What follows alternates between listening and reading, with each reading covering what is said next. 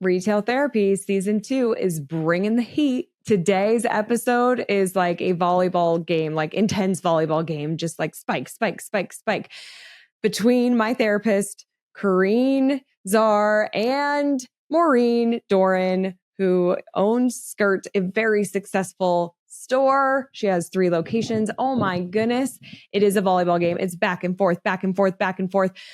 There's so many questions that Maureen asked Kareen that you're going to get so much value. And then Kareen has like frameworks and simple things that you could integrate today that could completely change the way that you're doing meetings. Like seriously could change the way you're doing meetings, which could save everybody on your team frustration. It could save time. It could save money. Simple things to bigger picture things, to mindset things, to limitations, to permissions, to stop the suffering for success. Oh my gosh, prepare yourself. You might want to listen to this a few times, save it, write a review if you found it helpful. And if you are coming to Evolve, Kareen is speaking at Evolve and participating. And I feel like she's going to have some fans from the people that are hearing from these retail therapy episodes because man, she delivers in these sessions. So go say hi to her, see her session. She'll be at Evolve. If you don't have your ticket yet, go to rootedinretail.com/evolve. Use the code ROOTED to save some good money on your tickets. Tickets are closing soon. March 12th is when we close the door. All right, you guys, let's just dive right into today's epic episode of Retail Therapy. I just want to add in a quick note for clarification. In this episode, Maureen is saying a 10-figure business, which is incredible. She is an 8-figure business on her way to 10 figures. She's doing over 10 million, which is absolutely inspiring and powerful for an independent retailer that you get to hear from and learn from today. But I did just want to make that quick clarification and correction for this episode. Okay, let's dive in. Welcome to the show. I'm your host, Crystal Vilkaitis, the Wolf of Main Street, and this is Rooted in Retail. Welcome back to Retail Therapy, where we give therapy to retailers. However, we are not actual therapists. This is more for entertainment purposes, but it really is here to help retailers in the journey of running a business. Retail can feel isolating. It could be challenging, and to hear from other retailers and hear what they're going through and listen how they solve challenges and overcome things that they're working on can really help us all. And so that's the purpose of our show. And I am so excited to be joined with my therapist, Kareen, and our retailer, Maureen. Welcome, ladies. Thank you so much for having me. Yes. And so, Maureen, we will have you intro yourself in a moment. I'm going to have Kareen go ahead and share a little bit about you. Are you going to be overwhelmed a little bit by all the Ians in the room right now? I'm loving it. I'm loving the rhyming. It's super fun. This is Kareen here. I am a seasoned entrepreneurial coach. I have my own businesses. I invest in business. I advise businesses. I work with partners in business. Like literally the acumen runs deep and I've had several years of doing it, but truly who I am is someone of service that just loves to support people through the hard in order to find what really lights them up and lead in a way that is really about who they want to become. That is, I feel I'm a conduit for that. And so I'm so excited to be here as the retail therapist for this series because it's something that is dear to my heart to just help people in any way I can. So thanks for having me, Crystal. Yes. Well, and thanks for being here. I am also a client of Kareen's. She's a dear friend of mine, and I call her one of the most brilliant business people I know. So we're very lucky to have you here. And then Maureen, we've known each other for like maybe over a decade for sure. Yeah. We've worked together in a lot of different capacities. You're just knocking out of the park, and I've just loved watching you grow this incredible business. Tell our listeners a little bit about you and your store. Sure. My name is Maureen Doran. I own women's clothing stores called Skirt, and we have 3 locations in the suburbs of Philadelphia, I would say. One is in Bryn Mawr, and that's open 12 months a year. One is actually in New Jersey, just outside of Pennsylvania, in a resort town, and that's just open 3 months a year. And then we recently opened kind of a mini version of our store inside a hair salon in Wayne, Pennsylvania, so about 20 minutes from our main store. I opened in 2001. I was 24, so this is kind of all I've done. But I say that my why for opening was not a love of fashion or sewing or drawing or designing. It really, while I love clothes and getting dressed was always something I enjoyed doing and thought I was good at. I graduated from college, was living in New York City, working in a cubicle at a job that everyone told me I was so lucky to have. And just like 2 years into that, I was like, this sucks. And I can't believe I have to do this for the rest of my life. And I decided I was going to try to create a job that I didn't dread going to, that maybe I even liked being at, and hope that I could make enough money to support myself doing something like that, rather than having to like spend every Sunday night wondering if I could call in sick the next day. Right. So that is what drove me in the beginning. Now we've grown into this, really wonderful place to work. So now I love giving that same thing. And it's always my goal to give that same kind of career to other people that work for me, to really create careers that people love and that allow them to still have a wonderful balance. And that's really what keeps driving me. Love it. And you really have done such a phenomenal job. You're just such a leader in the industry. And so I just love seeing what you're doing, and you're just so incredible. I hope everybody goes and follows you on Instagram to kind of see behind the scenes look of what you all do. It's always fun to see all you ladies together, and then also all the amazing clothes and outfits that you guys put together. Maureen, let's get to it. What can we help you with today?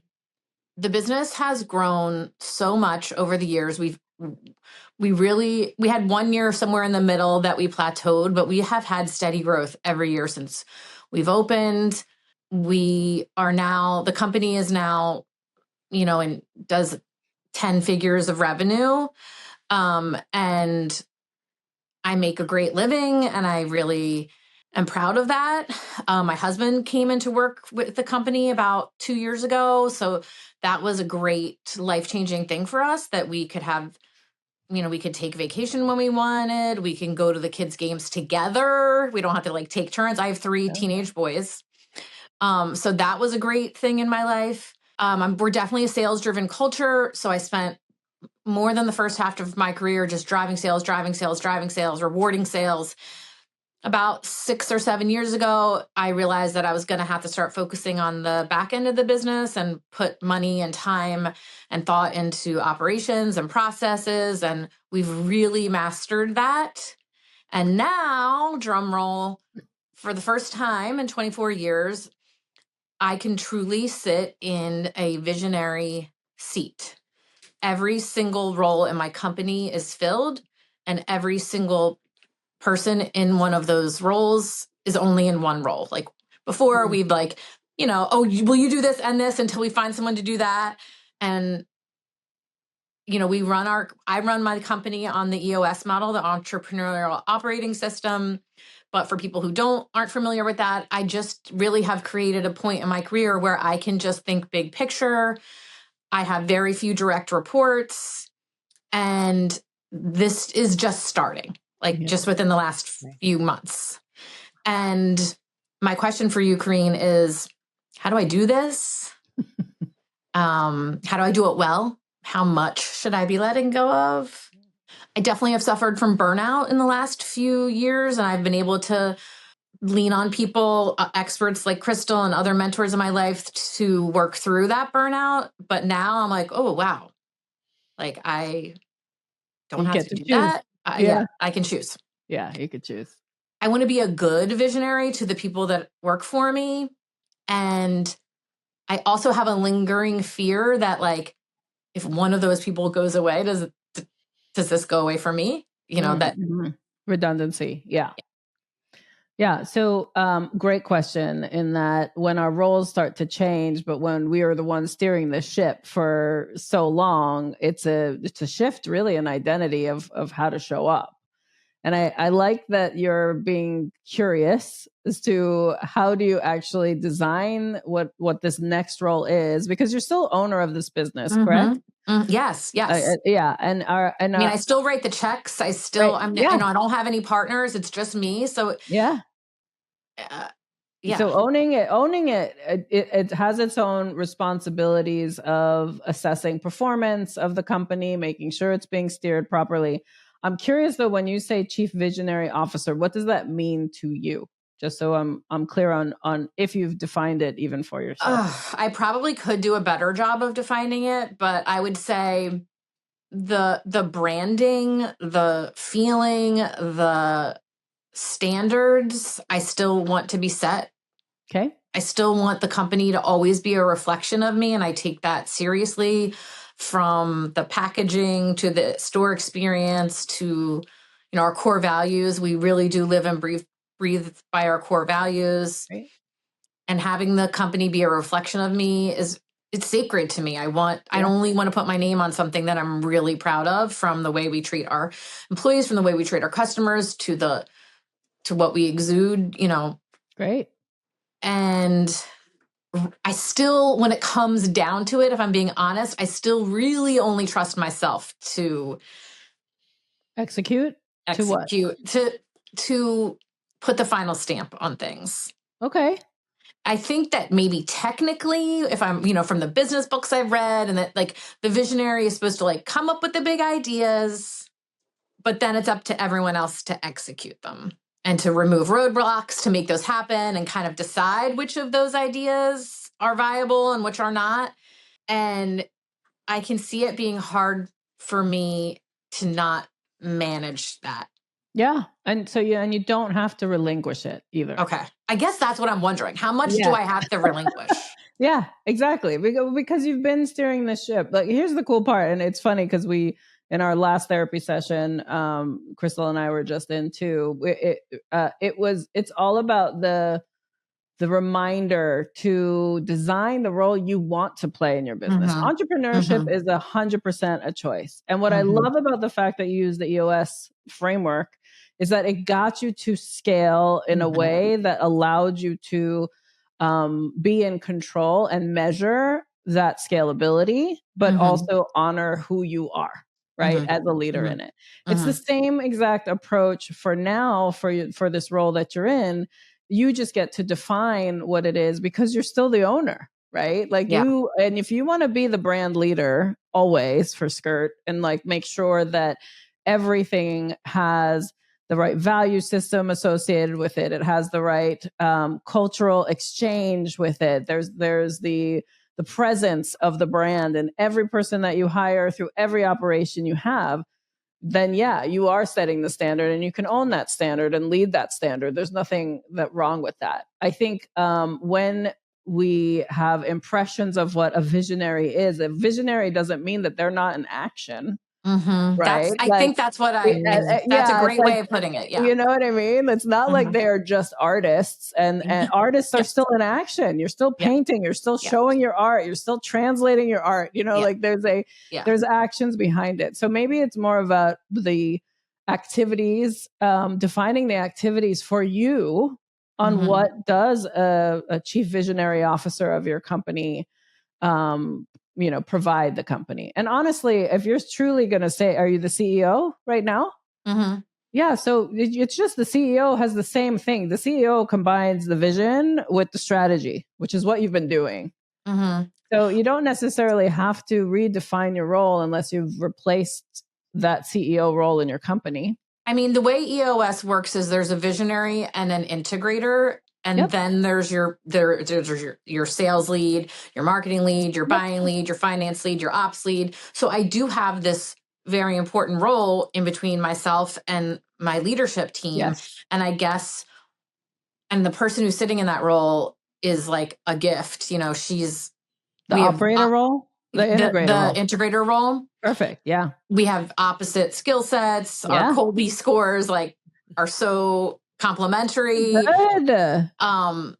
But really letting go and letting her make some of these decisions. I don't know when it's appropriate for me to still be like, it's my company. I get, that's a good, I still get to decide, like, and when I have to like let go and trust her. And so I think yeah. And so one of the things you can do is come up with a list of what's most important to you, or the threshold of when you need to be involved in certain decisions. Okay. Because you're still the owner, right? And you still have, if you want that ability to ensure that the ship is being steered a certain way, you have to be really clear on the things that are most important that you still need to be included on. Okay. And until she has proven to you that she sees it your way, she is aligned with the brand, she's thinking on your behalf, to trust that the decision would be made in kind to what you desire for the business, then the reins would be a little bit looser. But as like in theory, we've worked together for many years. So in theory, what you're saying, I'm like, yes, I do trust her. She does have those things. But now I have to actually put that into practice. Yeah. But then it's a matter of how do you test? So I remember like relinquishing certain roles to certain people, and I had to also practice the lesson of control, right? Like I'm so used to controlling it. Yes. And then I realized actually my resourcefulness comes from my ability to recover if it ends up going in a direction that's not right. Ooh, and so if you can I'm good at that too. Yeah, of course you are, because you're in retail. Hello. Like you have to respond to the times all the time. Yeah. So it's the same, putting the same a framework in place with her, with your integrator, where it's like, listen, I'm going to give you the reins on this, but I also need to measure where we're headed. So I need you to report back to me how we're doing in the case it goes in a direction that is not well for the business, that we can course correct quickly. And you have to set up the new framework of communication so that you don't feel like you're going to get slapped in the face with some result that you didn't know about ahead of time. Yeah. And that's really what it comes down to when you are balancing leadership styles, balancing the different acumen you both have, but knowing that you're both heading in a direction. If you're setting the vision and the alignment of what success looks like under that vision, that's how an integrator has ease in stepping up into it, because they're like, oh, I know exactly how to hit that. And here's my approach. Let me present it to you before I go and do it. And create that kind of communicative method between you so that you don't feel so disconnected or slapped in the face if something goes in a direction that you wouldn't like. Yeah, I mean, I think that my integrator and myself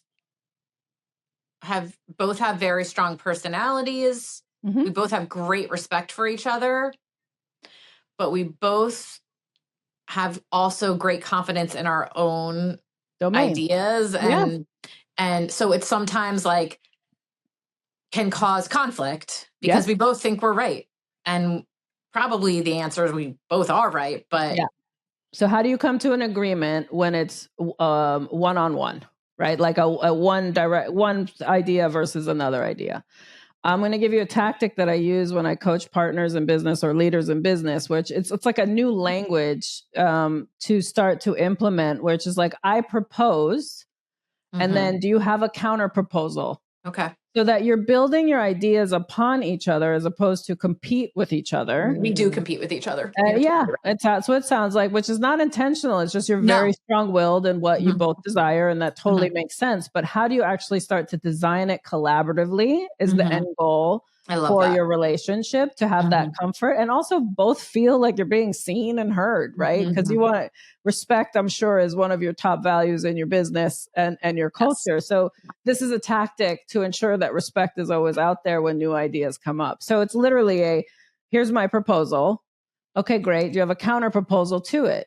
And then that gives you opportunity to say, I love that, but what if? And then you're adding to it. And then, or you're replacing it. We say, well, that's awesome, but how about this? That person hears it too. Be like, I love that counter proposal. Here's my counter proposal. And you just keep collaborating until you're like, okay, are we in agreement on this final version of this proposal? And you actually are in design sessions together, in essence, on certain things. Yeah, that would feel great. Yeah. Would that help? So much. I think one of the, again, she is like my most, she's wonderful. I say this, I'm only picking apart our relationship because it's You growing. Want to make it better. I want to make it better. Yeah. But when we do have any like conflict, it tends to come out like, stop interrupting me. Yeah. From her and then to the other you? person says, you're interrupting me. Oh. And if we could, and if we could, we both want to talk. We both want to be, that's just very our nature. Passionate. Yeah. And if we could change a way so that it's like that collaborative. Yes. We do get there, but we just could get there much nicer if it felt like that. Yeah, especially if you also feel like with that kind of intensity, like, okay, we know we're both passionate right now. So we're going to put a timer on our phones. You got 3 minutes to talk and you present it. And when that timer goes off, that's when I'll speak. And you literally, like, if you even have to hold your lips down. I will have to do that. But like practice, but what a respect you're giving each other by like having the tools around you and the framework around you. So both of you are being heard. Because you both have such passion for where you want to take things. Yes. And that's beautiful. So I would start shifting your tactics a little bit and then it'll be easier for both of you and more fun.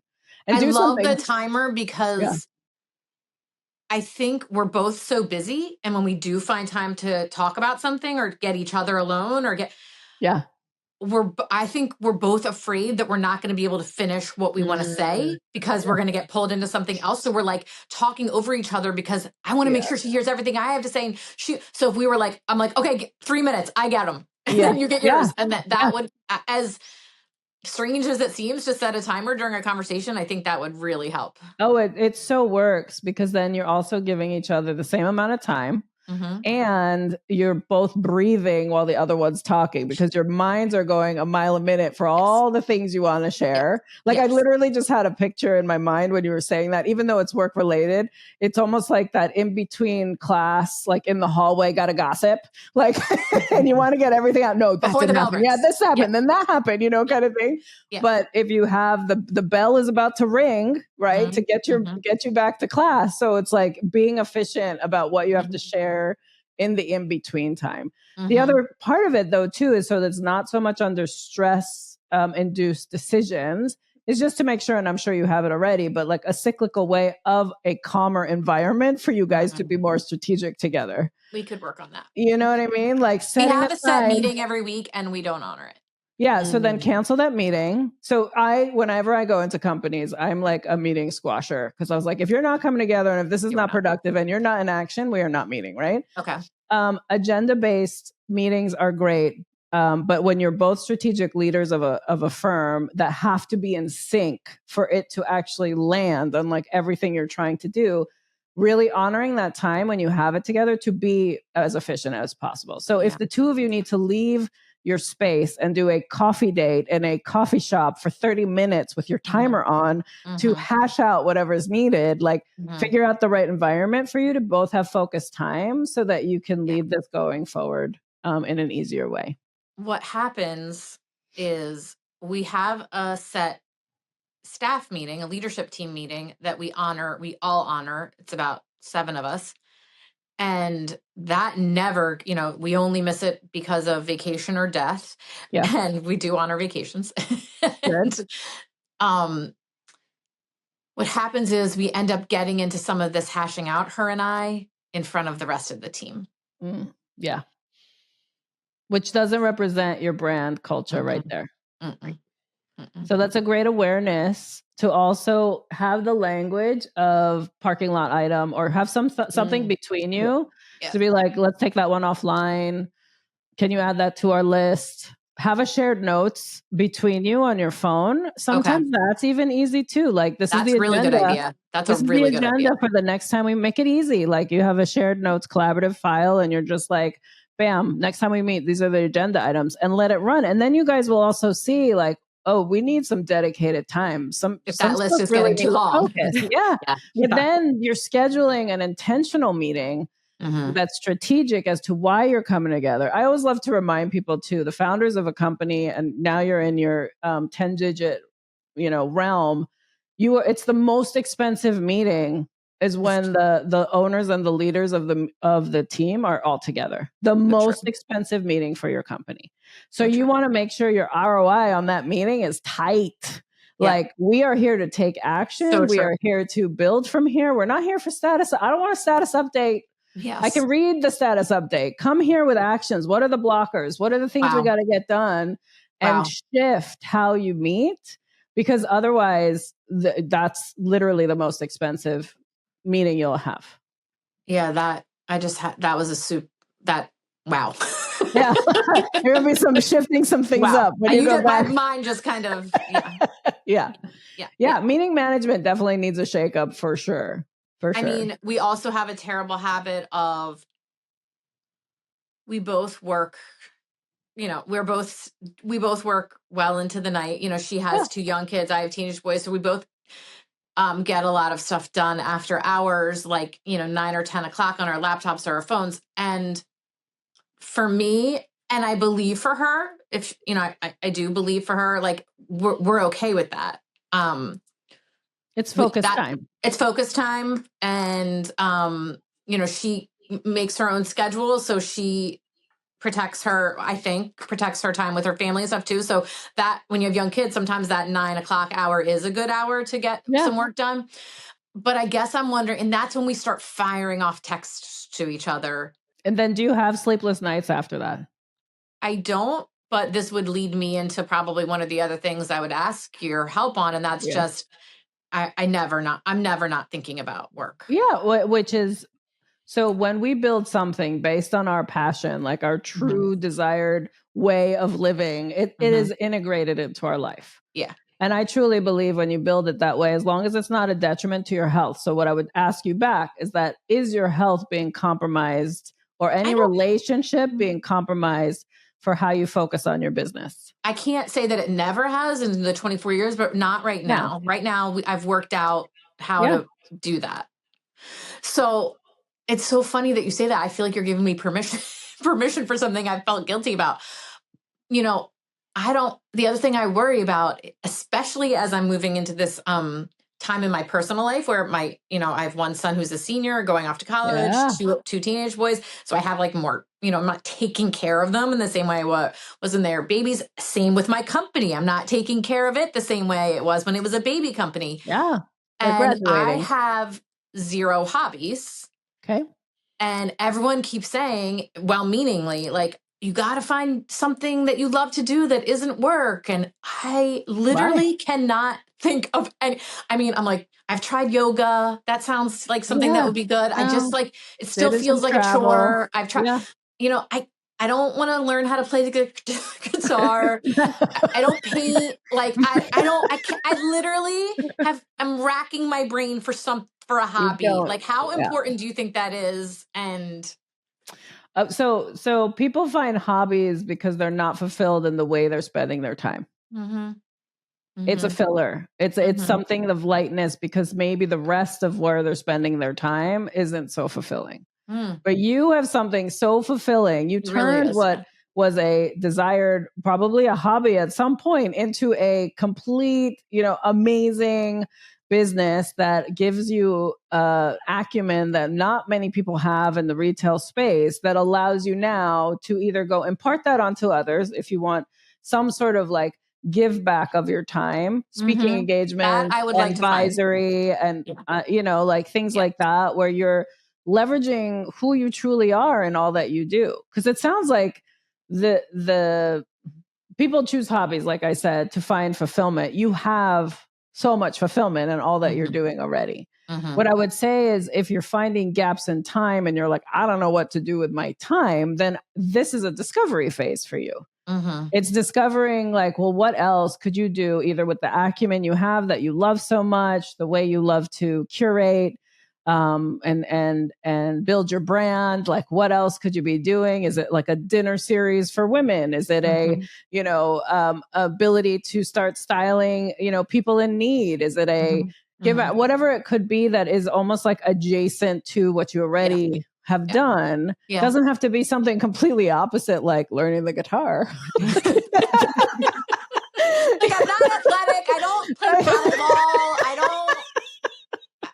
I just like can't. Yeah. No, don't But you know what? pressurize When you yourself. say that, what I do think I would enjoy would be like, I would love to help other, maybe female, but maybe not, just new, like people just starting their own businesses. I think I've learned a lot, and I would love to share. Yeah. So that's just not have to figure out how to get to those people. But I'm sure there's a Facebook group for that. Yeah, or just like they're in your network. Crystal knows exactly how to help you with that. Okay. Side text me, Crystal. Yeah. But I love this for you in the sense of you've designed a role within your business that allows you to steer it, keep the pieces of it that you want to keep, right? You don't have to relinquish everything just because a framework said so. Yeah. Frameworks are there for you to leverage to get to a certain point, but what you feel about your business and how you want to show up in it and the impact you want to have through it, that's your choice.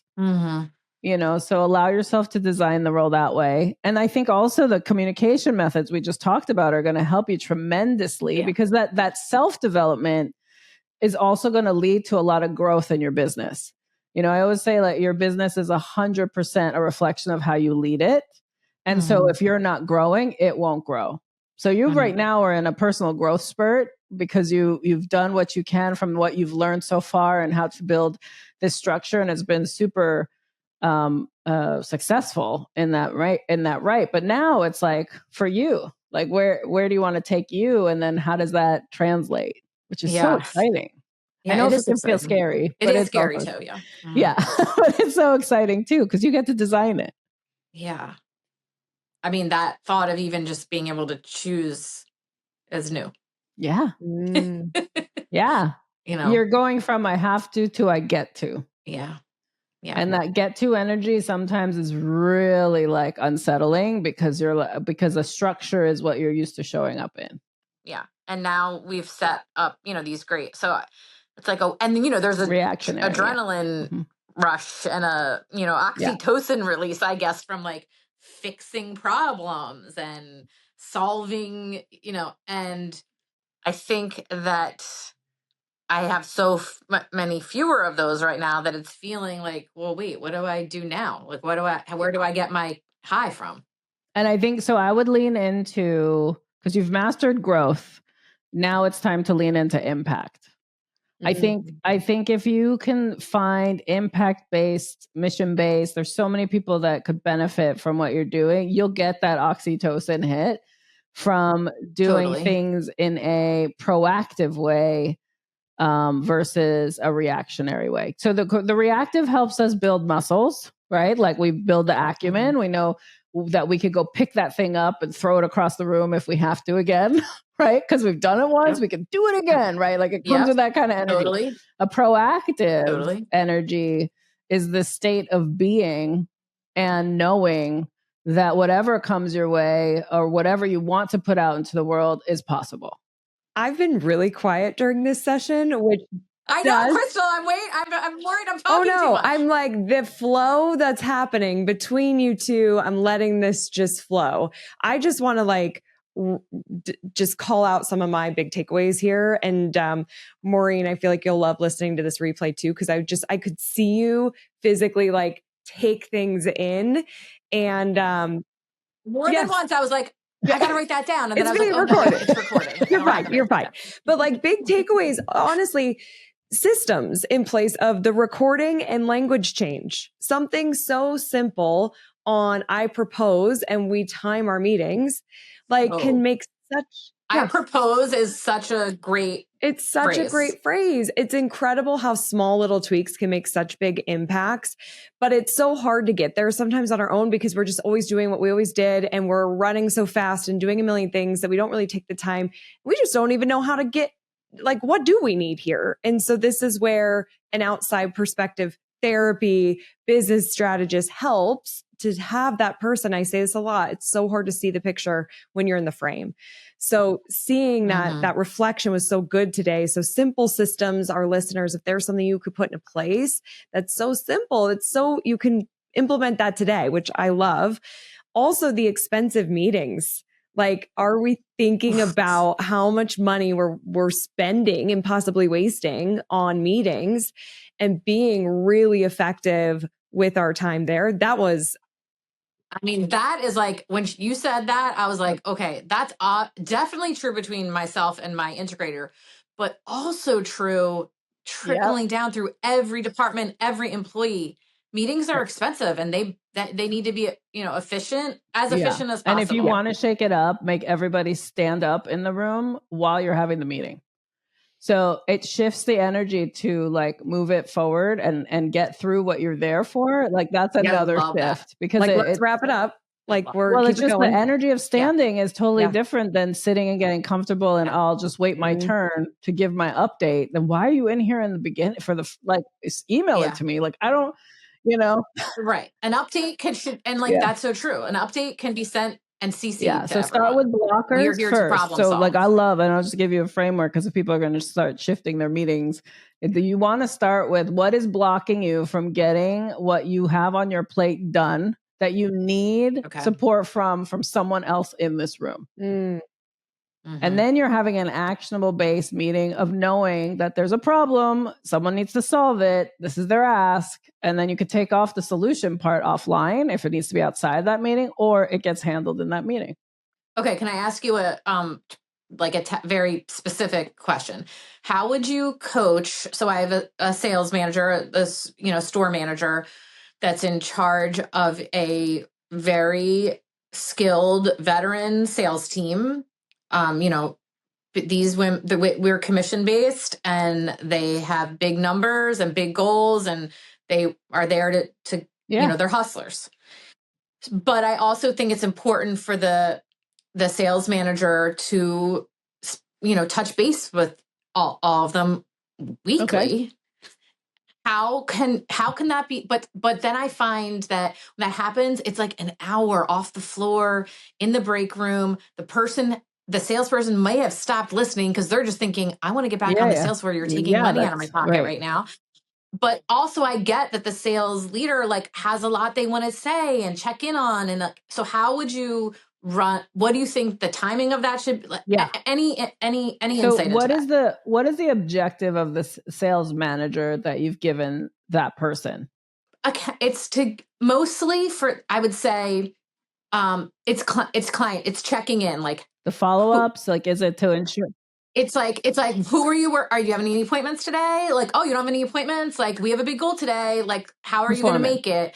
Or noticing hey, who are your opportunity clients? Like, who hasn't been in a while, or who's slipping, or, I heard about this thing. What's going on? Like, this customer seemed unhappy. How can we make them right? Or, wow, that was a great sale. How can we follow up with that? Like, it's like client salesperson managing those relationships and maximizing. And this is customers. Once a week with each rep that then is meant to assist them or is meant to just cheer them on and give them clarity of what to focus on. So the intent of meeting is what needs to be understood. Yeah, that's a good question that I think it's both, but you're right. That's where you start. You want to start first with what's the intent as to what they're coming together for. So if it's a performance check-in, okay, how many sales this week? Who of the clients do we need to follow up with? What do you need from me to make that happen? That is all a manager should ever be asking anybody that works for them is what do you need from me to help you do your job better is really the thing. Personally, I don't think that meeting should be more than 15 minutes unless there's a problem. And that is how I would run those meetings with them one-on-one, and then say, okay, we have a challenge here. So let's have a meeting about this specific client and what strategies we need to come up with for this problem or for this client or for this merchandise issue or whatever is going on. But that's how I would run it. And that meeting is set after that. Once it's identified in a 15-minute stand up. I think they're standing up for this meeting. Then you set a different time to discuss an actual issue. If one comes up, because it's not going to come up every week. If something is coming up every week, you have a performance issue with that salesperson. Yeah. Okay. Next question on these lines is I've tried to explain this, me stepping into this visionary role. I don't spend a lot of time at all with my sales staff anymore. Do you want to? And if I'm being honest. Okay. No. I mean, I love them. I'm not, I'm just curious if there's something missing. If you're missing it. Okay. No. but I feel guilty that I don't. And the guilty is because what? I don't know, because this is new for me, over the, it's happened slowly over years and years, but like, I guess I feel like I'm not in the trenches with them anymore. And I feel guilty about that. And just because you've graduated from being on the floor, it's like do you feel like it's more of a disconnect? Like you don't understand what's going on for them, or it's just because you're just literally not in the trenches doing the same exact thing they're doing? No, probably like I feel guilty that I worry that they don't realize how much I value them and how much I see them. Yeah. And so then I mean, I try to we have systems in place because I worry about that recognition. We reward recognition and reward. We really try to honor all the things. And I think I do a good job at that. From a distance though, or in person? Mm-hmm. So it sounds like it could be just you're missing the connection to the energy on the floor and what your salespeople are potentially doing. Where doing some form of recognition that's actually in person might be something you inject in this year. So like maybe once a quarter, you're going to each store at different times in that quarter where you're having a visit with, a celebration with, like you do one of the recognition items like in person so that you're actually feeling more connected, but it's not a role you're going to play all the time. It's a choice to be, connected to your team and a different way of wanting to share recognition in person so that you can feel more connected. And then it's less about worrying that they, are questioning what's going on or that you don't see them enough, because now you have a cyclical way of doing it. And it also gives like a finger on the pulse. Like you want to see what's going on with your business to ensure that brand alignment as the visionary is actually being executed properly. I think if I'm being honest with myself, part of the reason I feel some sort of way about this is I have, as an owner and a young manager and I am terrible at conflict, and I'm terrible at holding people accountable or having uncomfortable conversations. I have really taught myself how to do that now and take the emotion out of it, and lots of processes and, scorecards and all the things. But I think I'm still holding on to that feeling that like, I only want to be there for the good stuff. And is that okay now that as long as you have someone else handling the harder stuff? Yeah. But then I feel bad that person has to handle all the bad stuff. And you hired them for that reason, and that's what they're getting compensated for. And they will escalate to you if it's something they can't handle themselves. You've earned that right for all the years that you've been doing all the hard work. Okay. So I love if your role has now become a place of pleasure for you and just enjoyment, and that knowing that the hard is handled. And if the hard needs to escalate to you, you'll handle it. But it's not the majority of your time. You've earned that place. Yeah. Yeah. So releasing. Yeah. There, you're right. There was, majority of my life where I lived 100%. In the hard. The hard conversations, the hard, letting go, the firings, the change the location, the dealing with the vendors. We all master hard. Yeah. But now you've earned the right to be like, okay, now someone else is mastering the hard. Because I've done it already. I've graduated. So I'm now going to play from a place of play and pleasure. Like, why not? You've earned that right. Yeah. Oh, I don't know. It's uncomfortable. I don't know, maybe it's because we're women. I don't know. It's really hard to fathom that. Oh. Yeah, because it's so not natural. I mentioned this too in another session. I've been saying it a lot lately on other podcasts. It's like the suffering for success model is antiquated. We do not have to suffer for success anymore. And I'll tell you that true feminine leadership does not include suffering. Suffering comes from the patriarchal way of proving your worth in order to earn. We've done it already. Those years are over. You're now at a place where it's no, actually, I'm smarter than that. And I can make really quick decisions to make sure that I'm going to enjoy this ride versus suffer for it. Yeah, it's almost like as entrepreneurs, and I think this is for probably both men and women, people see what we do. A lot of times they are based in some sort of hobby. Like oh my God, you get to work in a women's clothing store all day. You get to take all these clothes that you want. You get to go to Fashion Week. And I have spent 20 years being like, oh no, it's actually really hard. Defending yourself. And then I have to like, I have to be like, oh no, it's a job. It's actually a job, and it's, you know, and it's I'm the breadwinner, and like it's really hard and stressful. You're defending yourself. I'm defending it. Yeah.